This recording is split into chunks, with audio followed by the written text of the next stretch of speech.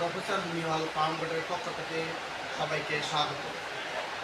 আজকে আপনাদেরকে জানাবো যেসব খাবার খেলে আমাদের শিশুরা লম্বা হবে এবং তাদের ওজন বৃদ্ধি পাবে।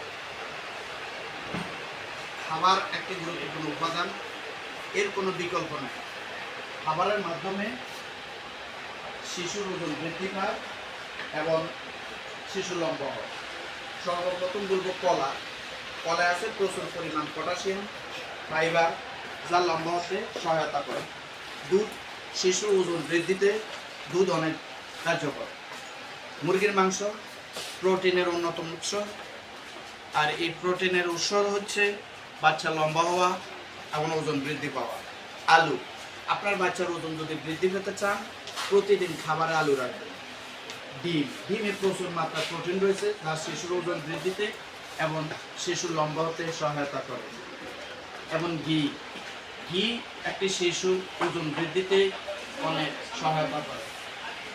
এর সঙ্গে সঙ্গে আমি বলবো জার্মানি হোমিও কিছু ওষুধ আছে, যেমন ক্যালক্রিয়াপস, আলফালফা, এরপরে আমলকি, ম্যাকটামিউ। একজন চিকিৎসকের পরামর্শ নিয়ে এই ওষুধগুলো সেবন করেন, আপনার বাচ্চা ওজন বৃদ্ধি পাবে এবং সে লম্বা হবে।